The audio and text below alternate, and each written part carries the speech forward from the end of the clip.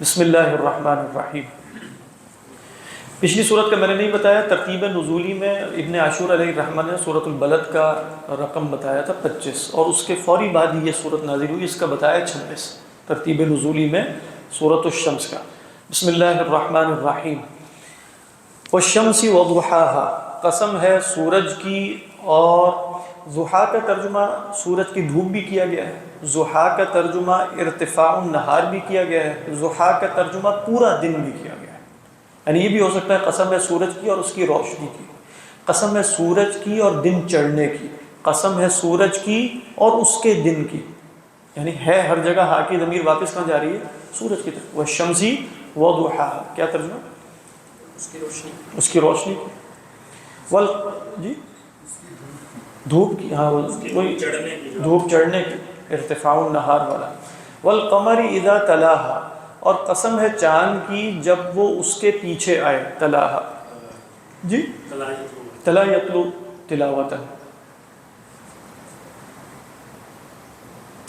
وہ حدیث میں وہ میں ایک صاحب کو سن رہا تھا، وہ بہت ہو چکے ہیں پرانے، وہ فرما رہے تھے کہ بھئی وہ جو کہا نا کہ قرآن مجید کے ایک حرف پڑھنے پہ نیکی ہے فلاں ہے، تو کہتے ہیں ہمیں پہلے لفظ تلاوت پہ غور کرنا چاہیے، تو اللہ کے رسول نے تو تلاوت کا کہا ہے نا، تو پھر انہوں نے کہا کہ تلاوت کا مطلب تو پیچھے چلنا ہوتا ہے، تو فالو کرنا ہے، تو یہ بات فالو کرنا، تو یہ قرآن سمجھے بغیر تو ہو ہی نہیں سکتی، لہذا وہ جو قرآن پڑھنے پہ نیکی ہے وہ، لیکن اس پوری گفتگو انہوں نے کر لی، لیکن کو یہ ذہن میں نہیں آیا کہ حدیث میں جب یہ حدیث آئی تھی تو لفظ تلاوت نہیں بلکہ قراءت ہے۔ وہ پوری انہوں نے اس پر اپنا فلسفہ بیان کر دیا کہ تلا یتلو آپ غور کریں، تو تلا یتلو تو پیچھے چلنے کے لیے آتا ہے، وہ فالو یعنی، تو آپ پیچھے چلیں گے تو حروف یعنی معانی کے پیچھے پیچھے چل کے اتباع کس کی جاتی ہے؟ معنی کی یا الفاظ کی؟ اتباع تو الفاظ کی، معنی کی جاتی ہے، تو معنی سمجھے بغیر تلاوت کیسے ہو سکتی ہے؟ تو حدیث میں تھا من قرأ حرفا، من قرأ تھا، وہاں تلا کا لفظ نہیں تھا، تو کئی دفعہ جیسے پورا نظریہ ہی گر جاتا ہے، کیونکہ وہ لفظ جس پر پوری بنا رکھی گئی وہ لفظ حدیث میں تو لفظ کوئی اور ہے، قرأ کا لفظ کے اندر اتباع کا مفہوم نہیں ہوتا، تلا کے اندر ہوتا ہے، جیسے آپ نے فرمایا والقمر اذا تلاہا، تلا یتلو تلاوتن کہتے ہیں پیچھے آنے کو۔ اچھا، اس میں ایک معنی یہ لیا گیا ہے کہ پیچھے آنے سے مراد ہے جیسے فزیکلی پیچھے آنا، یہ کب ہوتا ہے؟ یا تو یہ ہوتا ہے ہلال والے دن، ہلال کیا ہے؟ یعنی ادھر مغرب میں سورج غروب ہوا، وہیں مغرب سے کیا ہوا؟ چاند طلوع ہو گیا، ایسا ہی ہوتا ہے نا، بھی آپ نے دیکھا ہوگا عید کا چاند بڑا خوبصورت نظر آ رہا تھا، تو وہیں کہاں آپ نے ڈھونڈنا ہے؟ مغرب میں ڈھونڈنا ہے۔ یا کیا ہوتا ہے؟ یا آپ 14ویں کا چاند دیکھیں، 14ویں کا چاند کیا کرتا ہے کہ ادھر سورج غروب ہوا مغرب میں، اور عین اسی وقت کہاں سے طلوع ہوا چاند؟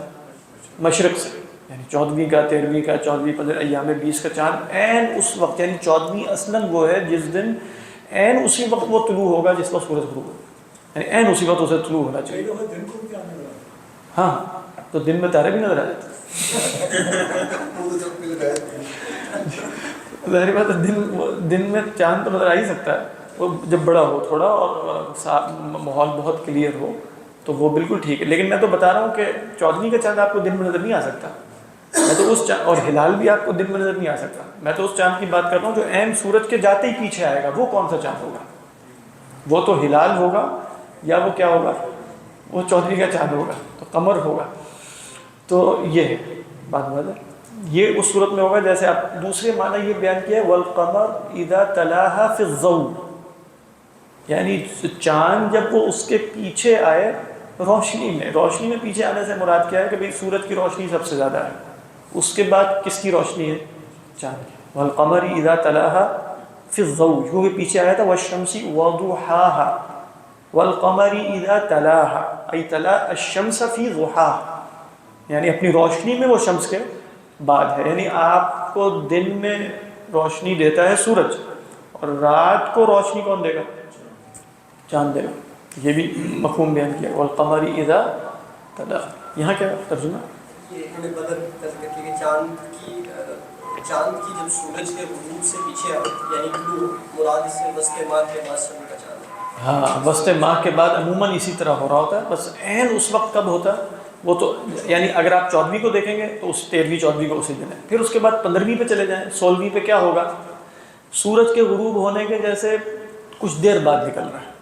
جیسے جیسے وہ بڑھتا چلا جائے گا آپ دیکھتے چلے جائیں گے کہ وہ چاند سورج کے غروب ہونے کے مطلب جیسے اگر 20ویں کا چاند ہے تو وہ 10 بجے نکل رہا ہوگا. اسی طرح وہ اگر جو اس کے بعد کا چاند ہے یہاں تک کہ کچھ چاند ایسے ہوں گے کہ جو طلوع شمس کے قریب قریب یعنی آپ 26واں 27ویں 25ویں کا چاند کب آپ دیکھیں گے فجر کی نماز پڑھتے ہوئے جائیں گے تو نظر آئے گا. وہ عین اسی وقت ہوتا ہے. یہاں تک کہ 28 تک کا چاند نظر آ سکتا ہے اس کے بعد نظر نہیں آتا. عموماً ہمارے ماحول میں صرف 27 تک کا نظر آتا ہے. 27 کو آپ چاند دیکھیں گے تو آپ کو ایسے ہی لگے گا جیسے ہلال طلوع ہو رہا ہے. لیکن ہلال جو عید کا ہوتا ہے یا پہلی کا وہ طلوع ہوتا ہے کہاں سے؟ مغرب سے. اور یہ والا ہلال آپ کو نظر آئے گا مشرق سے طلوع ہوتا ہے. یعنی 26واں 27واں 28واں بالکل ہلالی کی شکل میں آئے گا نا. لیکن کہاں سے آئے گا؟ ادھر سے. تو یہ بھی یعنی 14ویں کے بعد سے لے کر آخر تک چاند کا ظہور غروب شمس کے بعد ہوتا ہے. ٹھیک. تو اس معنی میں جیسے وہ کہہ رہے ہیں. ہاں اس کے سوا کچھ چاند ایسے ہو سکتے ہیں جیسے آپ کہہ رہے تھے کہ 7ویں 8ویں کا چاند ہے. تو 7ویں 8ویں کا جو چاند ہے وہ آپ کو سورج غروب ہونے سے پہلے بھی اوپر نظر آ رہا ہوتا ہے. وہی چاند نظر آئے گا نا. اور 6ٹھی کا بھی ہو سکتا ہے 8ویں کا بھی ہو سکتا ہے. لیکن جیسے جیسے وہ 14ویں کے قریب جائے گا تو 11ویں 12ویں کا بھی ہو سکتا ہے وہاں نیچے کہیں نظر آ جائے ابھی سورج غروب. لیکن جیسے 14ویں پھر پہنچ کے کیا ہو جائے گا کہ جیسے ہی سورج غروب ہوگا تب چاند نکلے گا وغیرہ نہیں نکلے گا. سر یہ بڑی خوبصورت اصطلاحیں بھی استعمال ہوتی ہیں. چاند جیسے اگر 29 کا مہینہ تو 28 والے دن یا ٹھیک ہے 29 والے دن چاند کوئی نہیں ہے. جی جی بالکل یہی میں بتا رہا تھا. یا 27 اگر 29 کا ہے تو 27ویں کو فارغ ہو جائے گا. اگر 30 کا ہے تو 28ویں کو شاید نظر آ جائے گا. ہماری تو اماں کہا کرتی تھی کہ ہم بیٹا آج اپنی اماں کو ملنے گیا.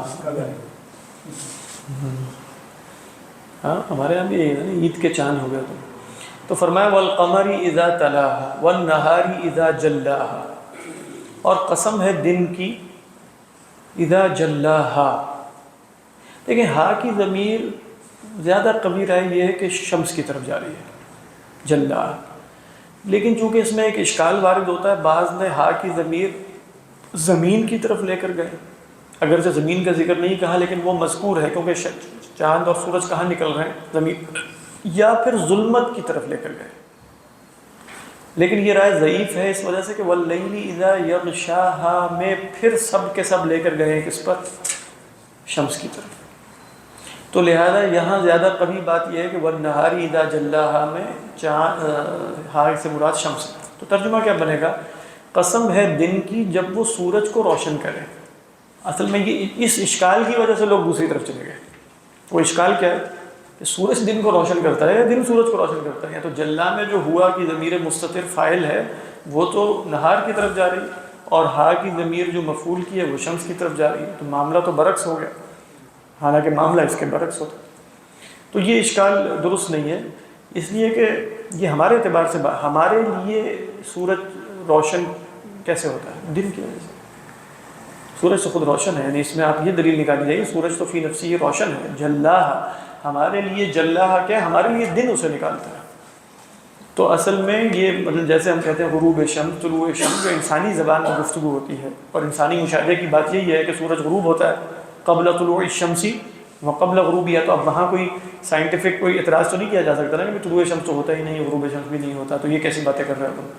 نہیں یہاں بھی اسی طرح والنہار اذا جلا نحن کیف نرى الشمس اذا جاء النهار نرى الشمس فمن الذي جلى لنا الشمس النهار هو الذي اظهرها لنا. تو والنہار اذا جلا. لیکن بعد نے کہا والنہار اذا جلا الظلمۃ. ٹھیک ہے. والنہار اذا جلا الارض زمین کو روشن کر دیا. ٹھیک ہے ایسا مسئلہ نہیں ہے لیکن اس میں بھی اشکال نہیں ہے. والنہار اذا جلا واللیل اذا یغشاها اور رات کی قسم ہے اذا یغشاها غشیہ یغشا جب وہ اسے ڈھانپ لے. کس کو ڈھانپ لے؟ سورج کو. بعض میں یہاں بھی ویسے زمین کی طرف لے کے گئے ہیں زمین کو ڈھانپ لے وہ بھی ٹھیک ہے لیکن یہاں مراد ظلمت نہیں ہے. اور ہا کی ضمیر ظلمت کی طرف جا نہیں سکتی اور ہا کی ضمیر ضو کی طرف بھی نہیں جا رہی. تو اب کیا مراد ہے واللیل اذا یغشا الشمس؟ یہی ترجمہ کیا کہ کچھ اور رات کی جب وہ سورج کو اور اس کے اثار و انوار کو چھپا لے دن کی جب سورج کو چھپا روشن کرے. اور دیکھیں یہاں اللہ تعالیٰ نے جلا اور یکشا دونوں سے پتہ یہ چلا کہ سورج فی نفسی ہی روشن یا عدم نہیں ہو رہا، بلکہ مراد ہے رات نے ڈھانپ لیا اسے، ہم سے چھپا لیا۔ ڈھانپنے کا مطلب یہی ہوتا ہے ہم سے چھپا لیا۔ اور اسی طرح جلا کا مطلب کیا ہوگا؟ ہمارے لیے ظاہر کر دیا۔ جیسے اللہ نے فرمایا قیامت کے بارے میں لا یجلیھا لوقتھا الا ھو، قیامت آئے گی، کون اسے ظاہر کرے گا؟ اللہ تعالیٰ کرے گا۔ والسماء وما بناھا، اور قسم ہے آسمان کی، اور دو ترجمے کیے، اس میں علماء کا اختلاف ہوا۔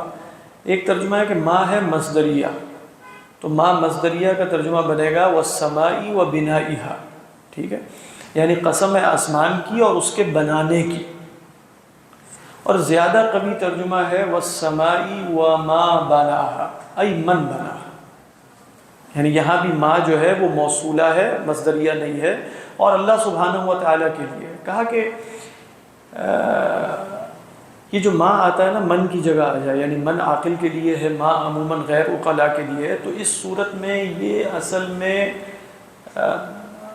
یعنی کیا کہتے ہیں نکرہ موصوفہ ہوتا ہے۔ نکرہ موصوفہ کا مطلب کیا ہے؟ یہاں معذوف ابھی یہ نہیں ہے کہ وہ عاقل ہے یا غیر عاقل ہے، یہ بتانا ہی مقصود نہیں ہے۔ والسماء والشیء الذی بناھا، شیء اللہ تعالیٰ کے لیے لفظ شیء استعمال ہوتا ہے نا، تو قل ای شیء اکبر شہادۃ، تو یہاں بھی اصلا مراد اس بات کی تعین نہیں ہے کہ یہ من ہے، یہ عاقل ہے یا غیر عاقل ہے، یہاں تو بس اس شے کا بیان ہے، والسماء والشیء الذی بناھا۔ جیسے مثال کے طور پہ حضرت ابراہیم علیہ السلام نے سورج کی طرف اشارہ کیا، تو سورج کی طرف اشارہ کر کے کیا کہا انہوں نے؟ ھذا ربی، فلما رأى الشمس بازغۃ قال ھذا ربی، تو ھذہ ربی نہیں کہا، اس لیے کہ اس وقت مراد اس کی تذکیر و تانیث کی کا تعین نہیں تھا، بلکہ محض اشارہ ہے، یہ شے، ہم بھی سورج کو یہی کہیں گے نا، یہ شے، تو ھذا یہاں بھی یہاں کیا مراد ہے؟ والسماء والشیء الذی بناھا، اور آسمان کی قسم اور اس کی جس نے بنایا، اس کی قسم یعنی اللہ تعالیٰ۔ اور یہ زیادہ قوی ہے، کیوں زیادہ قوی ہے؟ کہا کہ آگے جیسے ضمیر پھر وَنَفْسٍ وَمَا سَوَّاهَا کے بعد کیا ہے؟ فَأَلْهَمَهَا، فوراً آ رہا نا فَأَلْهَمَا، تو الہما کی ضمیر اب کہاں جا رہی ہے؟ سب کی طرف، سمجھے؟ اسی کی طرف۔ والنفس یعنی والسماء ومن بناها والارض ومن طحاها ونفس ومن سواها، یعنی مراد تو فألهمها فجورها وتقواها۔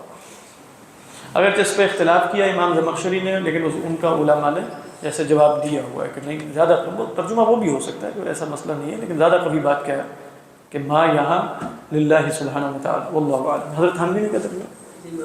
آسمان کی اور اس ذات کی جس نے اس کو بنایا، اس ذات کی، وہی یعنی اس میں بھی جیسے ذات کہہ کرنا مطلب ایک ابھی تعین، وہ شے ہے جس نے اس کو بنایا، اس ذات کی قسم جس نے اس کو بنایا، اور آگے میں لکھا کہ مراد اللہ تعالیٰ، مراد اللہ تعالیٰ ہے۔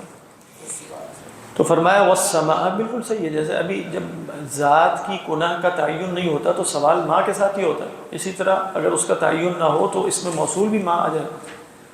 بات ہے والسماء وما بناها والارض وما طحاها، اور زمین کی قسم اور اس کے پھیلانے کی۔ طحا یدحو تحون کے بارے میں کہا، یہ تقریباً اسی معنی میں جس میں دحا یدحو دحون آتا ہے، ابھی ہم پڑھ چکے ہیں نا، والارض بعد ذلك دحاها، تو بالکل ایک ہی پیٹرن ہے، دحا یدحو دحون، طحا یدحو تحون، تو والارض وما طحاها، اور زمین کی قسم اور اس کے بچھانے یا پھیلانے کی قسم، یہی ترجمہ کیا؟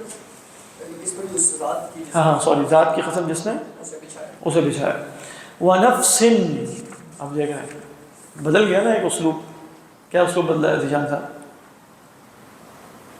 وَنَفْسٍ وَمَا سَوَّاهَا، ہاں پہچان لیا، یعنی ابھی تک آپ دیکھیں جن جن چیزوں کی قسم کھائی گئی تھی وہ کیا ہے؟ وَالشَّمْسِ وَالْقَمَرِ وَالنَّهَارِ وَاللَّيْلِ وَالسَّمَاءِ وَالْأَرْضِ وَالنَّفْسِ، نہیں وَنَفْسٍ وَمَا سَوَّاهَا، نکرہ آ گیا۔ اس کے بارے میں بھی علماء کا اختلاف ہوا، بعض نے کہا کہ بھئی یہ کثرت کی وجہ سے، یعنی نکرہ یہاں تکثیر کے لیے ہے۔ تکثیر کا کیا مطلب؟ شمس ایک ہی ہے، قمر جس کی بات ہو رہی ہے وہ بھی ایک ہی، لیل کی بات ہو رہی ہے، سما کی بات، یہ سب ایک ہی ہے، ایک سے مراد ہے، ایک ہی فینومینن ہے۔ لیکن انسانوں کی اور نفوس کی، اور جو نفوس اللہ نے پیدا کی ہے، اگرچہ یہاں انسانی نفوس کی بات ہو رہی ہے کیونکہ آگے آئے گا افلح من زکاہا، تو تزکیہ اور عدم تزکیہ اصلاً انسانی نفوس کا ہوگا، لیکن یہ کثرت کتنی ہے؟ تو کہا کہ یہاں نفس کی تنکیر تکسیر کی وجہ سے، بات واضح۔ بعض نے کہا کہ نفس کی تنکیر تعظیم کی وجہ سے، آپ جانتے ہیں کہ تفخیم کے لیے بھی آ جاتی ہے تنکیر۔ تو اب کیا ہوگا کہ بھئی یہ سب چیزیں ہیں، لیکن انسانی نفس کی تو اور ہی بات ہے، وَنَفْسٍ وَمَا سَوَّاهَا۔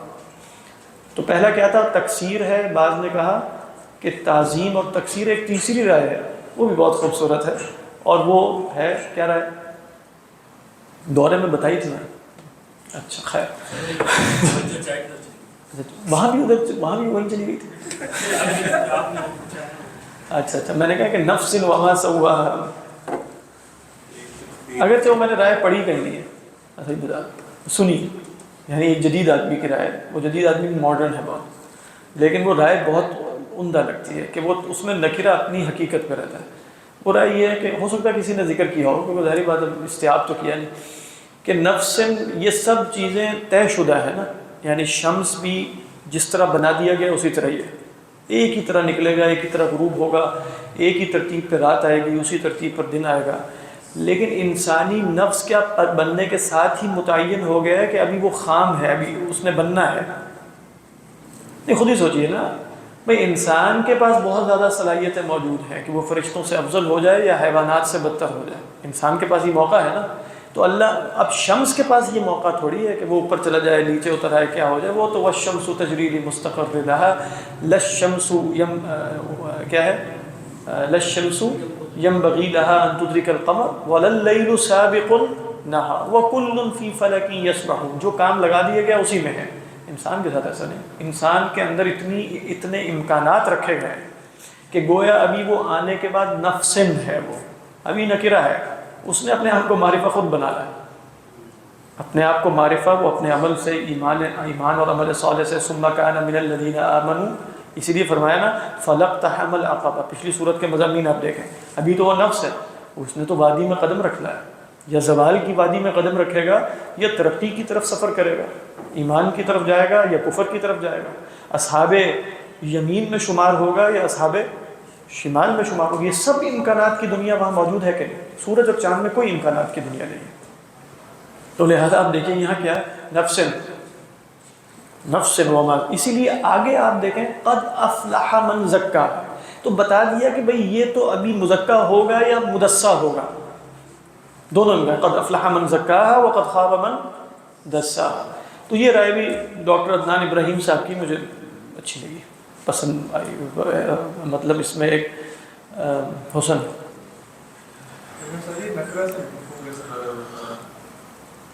نکرہ کا مطلب ہے غیر معرف، یعنی جب آپ کہتے ہیں معرفہ، تو معرفہ پہچانا جا چکا ہوتا ہے کہ نہیں؟ یعنی معرفہ اور نکرہ میں فرق کیا ہے؟ یعنی اصل ابھی آپ نکرہ کو تعظیم تقلیل سب چھوڑیں، معرفہ اور نکرہ کا کیا مطلب ہے؟ آپ کہتے ہیں جاء الرجل، اس کا مطلب ہے ھذا الرجل انا عرفته وانا عارف نسبه ومكانه وزب، لیکن آپ کہتے ہیں جاء رجل، تو اس کا مطلب کیا ہے؟ ھذا الرجل لا اعرفه، غیر معرف ہے وہ۔ تو اسی طریقے پر نفس جو ہے اگر وہ نکرہ ہے تو ابھی غیر معرف ہے۔ غیر معرف کا کیا مطلب ہے؟ اصحاب یمین میں ہے، اصحاب شمال میں ہے، کیا ہے، کیا ہوگا، مزکا ہوگا یا غیر مزکا، اللہ کے علم کی بات نہیں ہم کر رہے ہیں، لیکن فی نفسی ہی، خارج میں تو متعین نہیں نا، اللہ کے علم میں متعین ہے، خارج میں تو متعین نہیں، ابھی تو بچہ ہے وہ، ابھی تو بڑا ہوگا، پھر وہ مکلف ہوگا، پھر مکلف ہونے کے بعد کیا کرے گا، کس گروہ میں شمار ہوگا، وادی میں رکھے گا قدم کے نہیں رکھے گا، فَلَقْتَحَمَ الْعَقَبَةَ، یہ سب باتیں تو طے نہیں ہیں نا۔ تو اس اعتبار سے کہہ رہے ہیں یہ نکرہ ہے، پہچانا والے۔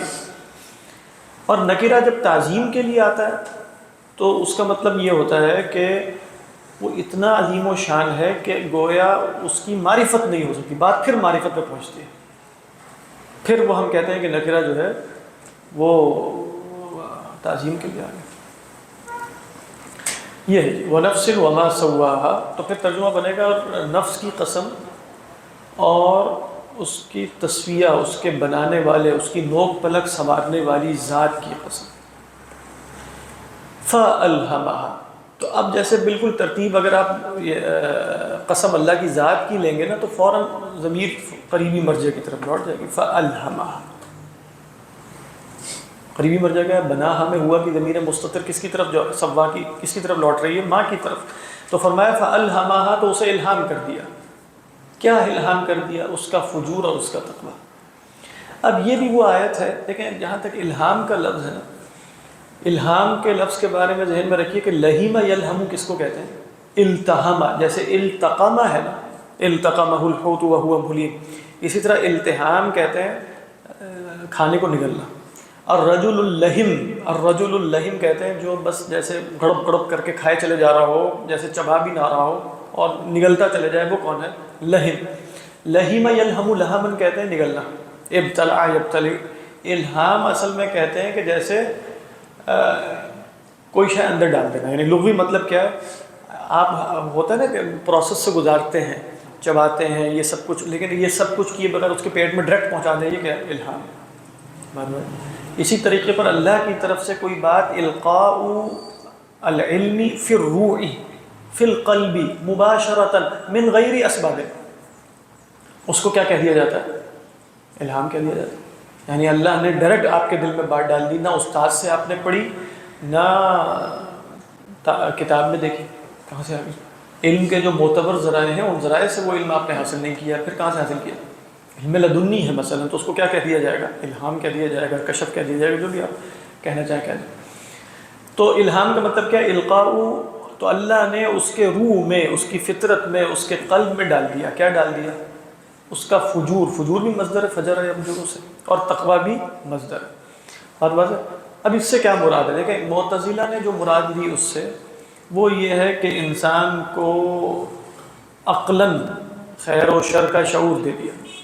عقلاً خیر و شر کا شعور دینے کا مطلب کیا ہے؟ پوٹینشلی وہ اس کے اندر صلاحیت رکھی ہے کہ وہ عقل کے اعمال کے نتیجے میں خیر و شر تک خود پہنچ سکتا ہے، جس کو آپ کیا کہتے ہیں کہ کون سا مسئلہ؟ تحسین و تقبیح عقلی۔ تحسین و تقبیح عقلی کا جو مسئلہ ہے معتزلہ کا، وہ بھی کیا کہتے ہیں؟ فَأَلْهَمَ، اللہ تعالیٰ فرما رہے ہیں من غیر واسطۃ، من غیر واسطۃ الانسان اتحف بفطرۃ مثلا، یا اتحف بعقل، وبهذا العقل يعرف الخیر والشر الفجور والتقوی۔ یہی قریب قریب بات جیسے گاندھی صاحب بھی جو ان کا تصور فطرت ہے، وہ بھی خاص طور پہ یہ آیت کوٹ کرتے ہیں فَأَلْهَمَ، وہ تو بالکل واضح سی بات ہے، اللہ نے بتا دیا اسے اس کا فجور اور اس کا تقوی۔ تو اصلاً تو فطرت جو ہدایت جو ہے وہ فطرت میں ڈال دی گئی ہے۔ تو آپ کو بہت بیچ میں لوازم ہے جو مجھ پہ نہیں کھل رہے کہ ڈائریکٹ آپ نے لا حول ولا قوہ پہ جو چھلانگ لگائی ہے نا، بیچ میں ہوگا کہ یہ اس کے خلاف، یہ اس سے یہ لازم آتا ہے، اس سے یہ لازم آتا ہے، اس سے یہ لازم آتا ہے، اس کے بعد لازم آتا ہوگا کہ یہ لا حول ولا قوة الا باللہ کے خلاف۔ تو آپ نے، تو آپ کی جو عقل تیز ہے نا، وہ سارے لوازم آپ نے حذف کر دیا، مجھے تو سمجھ میں نہیں آ رہا کیسے۔ نہیں واقعتاً کئی دفعہ ہوتا ہے کہ ذہین آدمی جب کم ذہین سے گفتگو کرے نا، تو وہ ذہین اپنے خیال میں بہت سے لوازم نکال دیتا ہے کہ یہ خود ہی سمجھ لیں گے، لیکن مجھے تو نہیں سمجھ میں آ رہا۔ بتائیے۔ بس مجھے ایسا لگا کہ نہیں، جب تک آپ نے کہا نا بلا کسی واسطے کریے وہ، کیونکہ یہ جو بھی ہم کرتے ہیں وہ تو اس میں واسطہ شامل نہیں، اللہ چاہے گا تو ہوگا، اللہ کی طرف واسطے سے مراد ہے ڈائریکٹ اللہ کی طرف سے۔ جب نیکی کی وہ یعنی قوت اور برائی سے بچنے کی جو طاقت ہے وہ اللہ کی طرف سے جھکنا ہو، تب تک وہ ہو نہیں سکتی۔ ہاں، اس آیت میں تو ہم نے اس مسئلے پہ تو کوئی گفتگو ہی نہیں کی۔ یہ تو مسئلہ اصل میں یہ تھا کہ انسان کے اندر خیر و شر کا شعور فطری رکھا اللہ نے، یہ نہیں ہے کہ خود رکھا ہے، رکھا اللہ نہیں ہے، رکھا ہے کہ نہیں رکھا، یہ سوال ہے۔ یہ بھی تو ہو سکتا ہے کہ مجنون ہو تو وہ بھی بہت سارے لوازم اڑاتے ہیں۔ خیر نہیں، اس سے کوئی تعلق نہیں ہے، یعنی اس مبحث کا اس مبحث سے کوئی تعلق نہیں۔ ہو سکتا ہے کوئی باریک سا تعلق ہو، لیکن میرے علم میں نہیں، سمجھ میں نہیں آ رہا۔ فَأَلْهَمَهَا فُجُورَهَا وَتَقْوَاهَا۔ تو اچھا میں بتا ہی رہا تھا کہ غامدی صاحب نے بھی یہاں سے استدلال کیا ہے کہ فطرت میں خیر و شر کا شعور رکھ کر بھیجا گیا۔ اچھا خیر و شر کا شعور تو ہم بھی مانتے ہیں کہ رکھ کر بھیجا گیا، مراد کیا ہے؟ کچھ احکام فطرتاً ثابت ہوتے ہیں، فطرت جانتی ہے کہ چیتے کا گوشت نہیں کھانا بالفرض، فطرت سے پتہ چل جائے گا، شریعت کے بتانے کی ضرورت نہیں ہے، یہ محرمات فطریہ ہیں۔ اس معنی میں فطرت کا کہ ہم لوگ قائل نہیں، یعنی اہل سنت اس معنی میں فطرت کو نہیں جانتے کہ فطرت سے کچھ احکام ثابت ہوتے ہیں، یعنی فطرت میں بالفعل خیر و شر کا علم موجود ہو، بالفعل۔ بات ایک ہے کہ اس کو حاصل کرنے کی صلاحیت وہ معتزلہ کہہ رہے ہیں، ٹھیک ہے، ایک ہے بالفعل موجود ہو، جیسے غامدی صاحب بتائیں گے کہ بالفعل موجود ہے، جو بھی صحیح الفطرت انسان ہوگا، سلیم الفطرت انسان ہوگا، وہ یہ جان لے گا۔ یہ بھی نہیں، پھر کیا مراد ہے ایسا؟ یعنی اگر یہ بھی نہیں ہے، یہ بھی نہیں، تو پھر کیا ہے؟ ایک رائے جو چلی آ رہی ہے وہ بھی سلف سے، وہ کہ فَأَلْهَمَهَا فُجُورَهَا وَتَقْوَاهَا، کہ بھئی اللہ نے اسے بتا دیا۔ الہام کہتے ہیں بتا دینے کو، بتا دیا۔ اب یہ نہیں بتایا کہ کیسے بتایا، ہو سکتا ہے نبی کے ذریعے بتایا، نہیں سمجھ میں آ رہی ہے کہ نہیں؟ یعنی الہمہا میں نفس کو خبر دی گئی ہے، نفس کو خبر دی گئی ہے کس کی؟ فجورہا و تقواہا، کہ وہ اس کا فجور کیا ہے، اس کا تقوی کیا ہے۔ تو نفس کو خبر کیسے دی گئی ہے؟ نفس کو نبی کے ذریعے خبر دے دی، یہ بھی مراد ہو سکتی ہے۔ اچھا، فجور اور تقوی سے مراد یہ بھی ہو سکتی ہے کہ بھئی انسان کے اندر نیکی اور بدی کا شعور ہے۔ نیکی اور بدی کا شعور بالفعل بھی نہیں، نہ اس معنی میں کہ وہ نیکی اور بدی کو اپنی ذات کے بل پر خود جان سکتا ہے، بلکہ صرف یہ شعور ہے کہ کچھ نیکی ہوتی ہے، کچھ بدی ہوتی ہے، یہ تو شعور ہے۔ فَأَلْهَمَا، لہذا جب نبی آ کر بتائے گا یہ نیکی ہے اور یہ بدی ہے، تو وہ یہ نہیں پہلے پوچھے گا کہ نیکی اور بدی کا کیا مطلب ہے۔ اس کو پتہ ہے کہ ایک نیکی ہوتی ہے، کچھ چیزوں میں میری ترقی ہے، کچھ چیزوں میں میرا کمال ہے، کچھ چیزوں میں میرا فسق و فجور ہے، وہ جانتا ہے، لیکن وہ نہیں جانتا کہ فسق و فجور کیا ہے، نیکی اور تقوی کیا ہے، وہ کون بتائے گا؟ تو اب یہاں آپ دیکھیں کہ اللہ تعالیٰ نے یہ نہیں بتایا کہ فَأَلْهَمَهَا ما یفجر بِهِ، ذرا غور سے سنیے گا، یہ نہیں کہا اللہ نے کہ اللہ نے اسے الہام کر دیا کہ کس کے ذریعے وہ فاجر ہوگا اور کس کے ذریعے وہ متقی ہوگا، ما یتقی او ما یکون متقیا بہ، یہ نہیں بتایا۔ فجور اور تقوی تو مصدر ہے، اللہ نے اس کے اندر فجور بھی رکھا ہے، اس کے اندر تقوی بھی رکھا ہے۔ پتہ نہیں سمجھ میں آ رہی ہے کہ نہیں آپ لوگوں کو، لیکن خلاصہ کیا ہے اس کا کہ جو بتایا انہوں نے برہان الدین البقائی نے، دیکھیں انسان کے اندر صلاحیت ہے کہ وہ نفس کے دریا میں بہہ جائے، اور یہ بھی صلاحیت ہے کہ وہ عاقبت کو پیش نظر رکھ کر کچھ چیزوں سے اپنے آپ کو روک لے، یہ صلاحیت ہے نا۔ تقوی کا مطلب ہے رک جانا، بچ جانا، اور فجور کا مطلب ہے نفس کی دریا میں بہہ جانا۔ یہ دونوں صلاحیتیں رکھی گئی ہیں کہ نہیں رکھی گئی؟ رکھی گئی۔ فَأَلْهَمَهَا فُجُورَهَا وَتَقْوَاهَا، یعنی انسان کے اندر یہ بھی ممکن ہے کہ وہ فسق و فجور میں بہہ جائے، فجور مصدر ہے، یعنی فجر یفجر فجورا، انسان کے اندر یہ صلاحیت ہے کہ وہ فجور اختیار کرے، اور انسان کے اندر یہ صلاحیت بھی ہے کہ وہ متقی ہو جائے۔ لہذا آگے فرمایا گیا نا قد افلح من زکاہا، دونوں صلاحیتیں رکھی گئی ہیں، تو قد افلح من زکاہا وقد خاب من دساہا۔ تو یہاں سے کوئی پورا نظریہ علم اخذ کر کے یہ بتا دینا کہ بھئی انسان کے اندر کوئی لازم الانیٹ معرفت موجود ہے، یہ احتمال ہے اس آیت کے اندر، لیکن یہ اس آیت کی کوئی قطعی دلالت نہیں ہے، بس یہ بات پیش نظر رہنی چاہیے۔ احتمال تو ہے اس کے اندر، لیکن اس آیت کے اندر بہت سے اور احتمالات بھی موجود ہیں۔ تقویٰ کو ایکٹیویٹ تو کوئی مزکی کرے گا، ہاں بالکل، مطلب تقوی کو ایکٹیویٹ کرنے سے مراد تقوی اصل میں، دیکھیں تقوی کا مطلب کیا ہے کہ بچنا، یعنی تقوی کا مطلب ہے کچھ چیزوں کو پیش نظر رکھ کر میں اپنے آپ کو روک لوں، بس کن چیزوں کو پیش نظر رکھ کر میں نے اپنے آپ کو روکنا ہے، ابھی یہ نہیں بتایا جا رہا۔ صلاحیت کیا دی گئی ہے انسان کو کہ وہ اپنے نفس کو لگام ڈال سکتا ہے، یہ تقوی ہے، اور انسان کے اندر یہ بھی صلاحیت ہے کہ وہ لگام اٹھا بھی سکتا ہے، یہ فجور ہے۔ یہ صلاحیت انسان کے اندر ہے کہ نہیں؟ اچھا، کن چیزوں سے وہ متقی ہوگا، کن چیزوں سے وہ فاجر ہوگا، یہ نہیں بتایا گیا ادھر۔ میں سمجھ میں آ رہی ہے کہ نہیں بات؟ یعنی انسان کے اندر فجور رکھا گیا ہے، مصدر ہے یہ، انسان کے اندر تقوی رکھا گیا ہے، یہ مصدر ہے۔ مصدر کا کیا مطلب ہے؟ جو منبع فعل، جو منشأ فعل ہوتا ہے، بات ہے۔ تو انسان کے اندر ایک صلاحیت رکھی گئی ہے فجور کی، جس کی بنا پر وہ فاجر ہو سکتا ہے۔ انسان کے اندر ایک صلاحیت رکھی گئی ہے تقوی کی، جس کی بنیاد پہ وہ کیا ہو سکتا ہے؟ متقی۔ اچھا، کن چیزوں سے وہ متقی ہوگا، کن چیزوں سے وہ فاجر ہوگا، یہ نہیں بتایا گیا، یہ نبی آ کر بتا دے گا۔ نہیں سمجھ آ رہی؟ تو اس مصدر کے اندر وہ ہے، نبی آ کے اس کو نکالیں گے، مطلب اس کو ایکسپلین کریں گے۔ مصدر میں صلاحیت ہے، مصدر یہ نہیں ہے کہ اس کے اندر پوٹینشلی کچھ علوم موجود ہیں، ایسا نہیں ہے۔ پوٹینشلی علوم نہیں موجود کہ نیکی کیا ہے اور برائی کیا ہے۔ پوٹینشلی ان، آپ یوں کہیں، پوٹینشلی ان علوم کو حاصل کرنے کی صلاحیت نبی کے ذریعے، اور پھر یا تو نبی کا مطیع ہو جانا وہ متقی ہے، یا نبی کا مطیع نہ ہو جانا وہ فجور ہے، دونوں صلاحیتیں انسان کے اندر رکھی گئی۔ بات جی یہ جو ماڈرنزم پوسٹ ماڈرنزم ریلیٹیوٹی والا مسئلہ اس میں بھی تو مسئلہ آ رہا ہے کہ کیا صحیح ہے کیا غلط ہے، وہ ہر بندے کی اپنی اصل میں یہ مسئلہ تو آپ جانتے ہیں وہ پلیٹو کے زمانے سے ہی، مطلب وہ جو مشہور اس کے وہ ہے کیا ہوتے ہیں وہ ڈائلاگز جو ہے، اس میں وہ بنیادی مسئلہ وہ جو جسٹس والے جو ایک ڈائلاگ ہے اس مطلب اصل میں تو خیر و شر کی آبجیکٹیو بنیادیں کیا ہے، یعنی اخلاقی خیر و شر کی بات کر رہا ہوں، اس کی آبجیکٹیو بنیادیں کیا ہیں، یہ پہلے دن سے یعنی پلیٹو افلاطون کے زمانے سے اور پھر اس سے بھی پیچھے جیسے سوکریٹیز، اصلاً تو ڈائلاگس تو سوکریٹیز کے ہیں اگر ہیں پلیٹو کی زبانی، اس زمانے سے ہے۔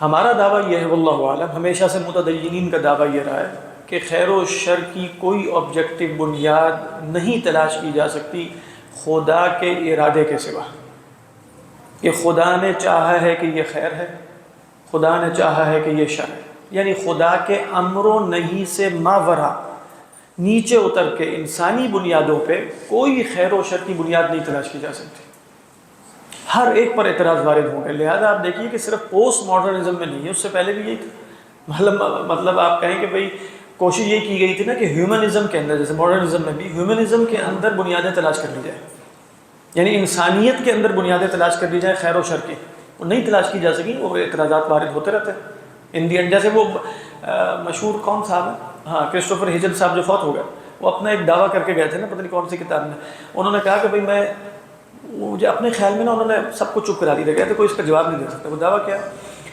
کہ کوئی خلق تم بتا دو اے موحدین یا خدا کو ماننے والوں، کوئی اخلاق جو ملحدین میں نہ پایا جاتا ہو، ایتھیسٹ میں، یعنی جو بھی دکھاؤ گے نا وہ ہم یہاں بھی دکھا سکتے ہیں، تو لہذا تمہارا یہ کہنا کہ اخلاق دین کے ساتھ خاص ہے باطل ہوا دعویٰ، یعنی ایک ایتھیسٹ بھی ملے گا جو نہایت اچھا ہے، خلوق ہے، لوگوں کے پر رحم کرنے والا ہے، سب کچھ ہے، اور ایسے پادری اور ایسے علماء بھی مل جائیں گے جو ظالم ہیں، تو دونوں طرف ملیں گے نا۔ تو تمہارا یہ دعویٰ کہ بھئی اب یہ اس میں آپ کو ایک فیلیسی نظر آ رہی ہے نا بنیادی طور پہ، کیا ہے کیا ہے آپ نے فوراً کہا تھا کہ ہے، کیا ہے وہ؟ نہیں فیلیسی ایک اور اعتبار سے ہے، یعنی آپ کہیں کہ وہ کہہ رہے ہیں کہ اخلاق جو متدینین میں ہوتے ہیں وہ غیر متدینین میں بھی ہو سکتے ہیں، تو غیر متدینین میں بھی اخلاق ہوتے ہیں، تو اس کا مطلب یہ ہوا کہ اخلاق کی بنیاد دین نہیں ہے، ہر بات یہ وہ کہنا چاہتے ہیں، تو اس کا کیا جواب ہوگا؟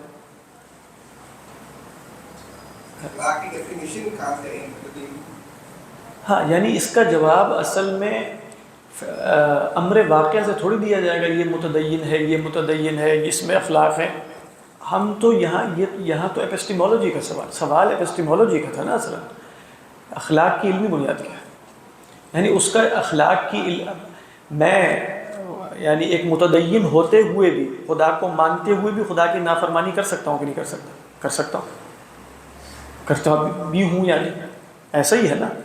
اسی طرح ایک ایتھیسٹ جو ہے، ہم یہی تو بتانا چاہ رہے ہیں کہ انسان فطرتاً اصلاً خیر پر پیدا ہوا ہے، تو لہذا اس کے اندر ان اخلاق کا پیدا ہو جانا تو فطری ہے، اچھی بات ہے، فطری طور پر پیدا ہو جائیں گے۔ ہم تو پوچھنا یہ چاہتے ہیں کہ اخلاق کو تم علمی سطح پر کسی آبجیکٹیو بنیادوں پر سمجھا دو دین کے سوا۔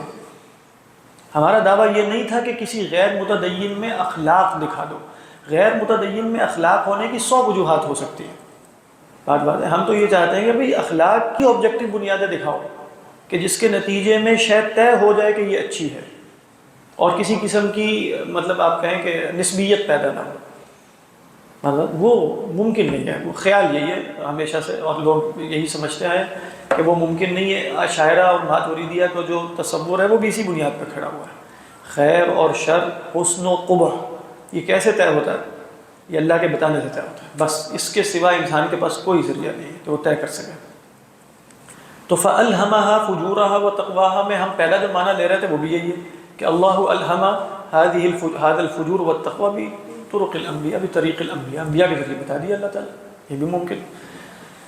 واللہ اعلم۔ حضرت تھانوی نے کچھ بتایا تھا، انہوں نے ترجمہ تو یہ ہے کہ پھر اس کی بد کرداری اور پرہیزگاری کا اس کو لکھا کیا، بریکٹ میں انہوں نے لکھا ہے کہ جو نیکی کا رجحان ہوتا ہے یا بدی کی طرف جو میلان ہوتا ہے، اتنی سی بات، ہاں یہی بات دونوں کا خالق ہوتا ہے۔ مطلب انڈین انسان کے اندر نیکی کا رجحان، وہی جو ہم بتا رہے تھے، انسان کے اندر ایک رجحان اور ٹینڈنسی اور میلان رکھا گیا، وہ ادھر بھی جا سکتے ادھر بھی جا سکتے، وہ مراد ہے۔ اس سے خام خواہ فطرت پر کوئی ایسی دلیل بنا لینا کہ جس کے نتیجے میں احکام بھی ثابت ہو جائیں، وہ تو ممکن ہی نہیں کسی بھی صورت۔ فَأَلْهَمَهَا فُجُورَهَا وَتَقْوَاهَا، تو اس کے بعد فرمایا قَدْ أَفْلَحَ مَنْ زَكَّاهَا وَقَدْ خَابَ مَنْ دَسَّاهَا۔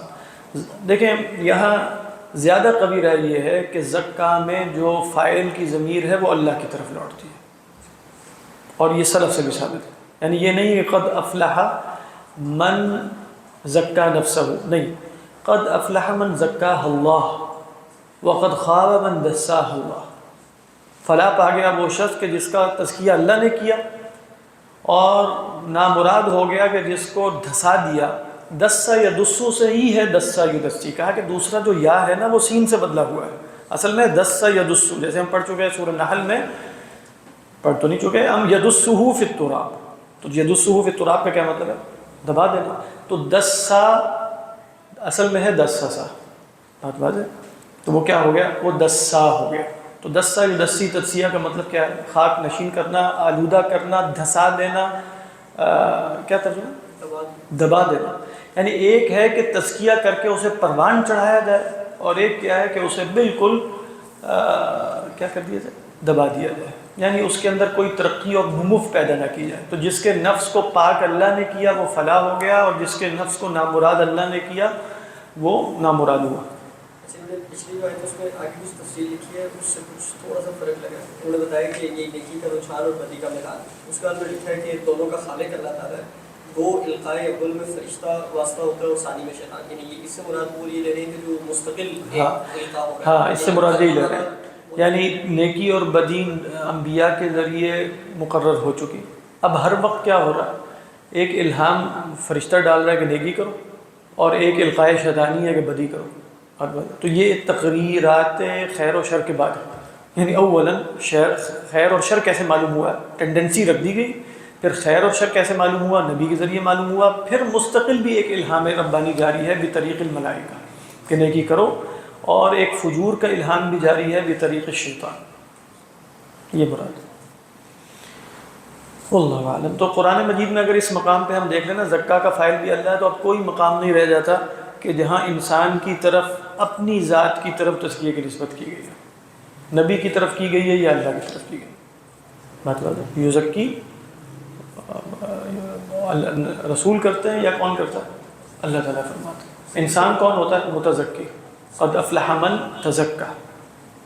سر اس سے فرق کیا واضح ہوتا ہے اگر کوئی بندہ یہ سمجھ رہا ہے کہ اس کا یعنی اللہ تعالیٰ نے علم رکھا ہے، تو نبی بتاتا ہے تو ہمیں پتہ چلتا ہے، یعنی پوٹینشلی ہمارے اندر تھا اس کا علم، تو جب اس سے آپ دیکھیں نا فرق یہ معلوم ہوا کہ اب چونکہ نظریہ یہ نکالنا تھا کہ خبر واحد سے دین میں کوئی اضافہ نہیں ہوتا، اچھا خبر واحد سے دین میں اضافہ نہیں ہوتا تو یہ شیر چیتے کی حرمت تو قرآن سے تو معلوم نہیں، وہ تو حدیث سے معلوم ہوگا۔ قرآن میں ہے نا خبائث یحرم علیہم الخبائث، تو انسان اپنی فطرت کے اعتبار سے جانتا ہے کہ خبائث کیا بتانے کی ضرورت، تو اس کے نتائج نکلتے ہیں۔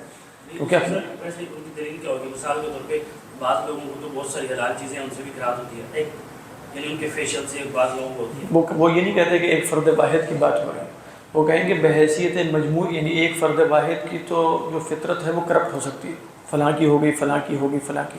ایک انسانی، جیسے ہم کہتے ہیں ایک مجموعی انسانی ضمیر بھی ہوتا ہے، ایک انسانی مجموعی فطرت بھی ہے، وہ کرپٹ نہیں ہوتی، نہیں ہو سکتی، منضبط نہیں ہو سکتی، یہی تو ہم کہتے ہیں کہ منضبط نہیں ہو سکتی ہے۔ جیسے گو ہے، گو کسی کو مطلب اکثر کوئی نہیں سمجھ آتی انسانیت کی، اکثر کو مطلب مجھے ایسا لگتا ہے کہ ان کو جب گو کا قائم چکرے کی سواری شکل ہے نا تو نہیں سمجھ میں آتی، لیکن جب ہے تو ہے، تو بالکل صحیح کہہ رہے ہیں، صدق اللہ علیہ۔ پہلے آپ نے ہماری بتایا معتزلہ لیتے ہیں، الہمہ سے مراد یہ ہے کہ انسان کو ایک ایسی صلاحیت دے دی ہے، ودیت کر دی ہے، جس کے نتیجے میں وہ خود بخود فجور اور تقویٰ کو جان سکتا ہے، من غیر وحی، وحی کے سوا، وحی کے علاوہ بھی۔ انہوں نے ایک روایت لکھی ہے یہاں پر کہ آپ صلی اللہ علیہ وسلم نے اس روایت ان آیات سے استدلال کیا، قال علیہ السلام مجیبا عن سؤال من سأل عن القضاء والقدر لا بل شيء قضى عليهم ومضى فيهم وتصديق ذلك في كتاب الله تعالى ونفس وما سواها فألهمها فجورها. ہاں یہ بھی تفسیر پائی جاتی ہے اصلاً سلف سے غالباً عبد الرحمن ابن زید سے کہ الہام سے مراد ہے الزام، یعنی فرماتے ہیں قد الہمها فجورها وتقواها الزمها فجورها وتقواها، یعنی اللہ نے انسان کو پیدا کیا اور ازلاً اس کی تقدیر میں اس کو لازم کر دیا ہے کہ وہ اس کا فجور ہوگا یا تقویٰ ہوگا، یعنی ازلاً جو جیسے سعید ام شقی اس معنی میں، یہاں الہام کس معنی میں لے رہے ہیں؟ الزام کے معنی میں۔ میرا خیال ہے کہ شاید حدیث کی تو پتہ نہیں ثابت ہے کہ نہیں، اللہ کوئی حوالہ دیا لیکن لکھا ہے اخرج البخاری و مسلم و ابو داؤد، کسی صحابی کا قول نہیں ہوگا، نہیں یہ رسول اللہ صلی دیکھا اللہ نا؟ علیہ وسلم، بلکہ انہوں نے کہا میں نے تفسیر بھی اسی پہ رعایت کی ہے۔ اچھا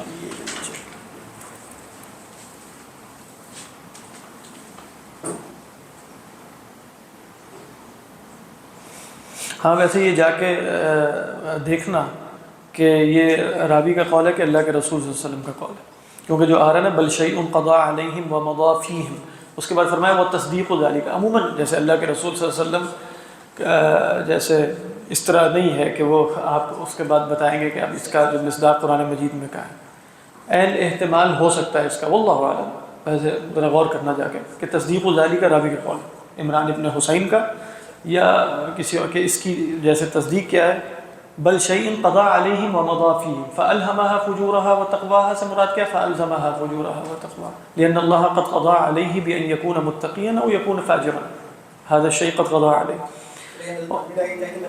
ہاں ٹھیک، تفسیر میں یہی میں نے بیان کیا، نیکی کا نشان اور بدی کا میدان۔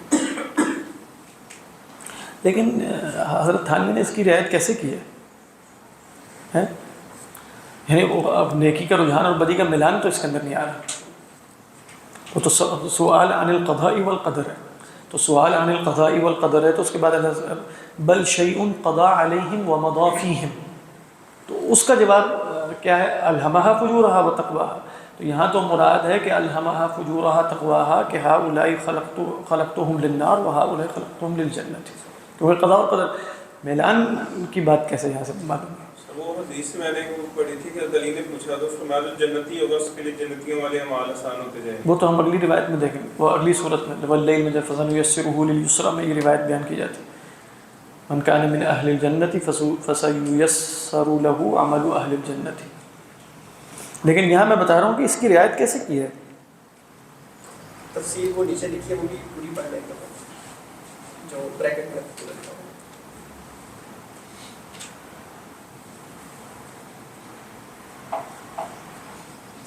وہ تو وہی ہے جو بتایا،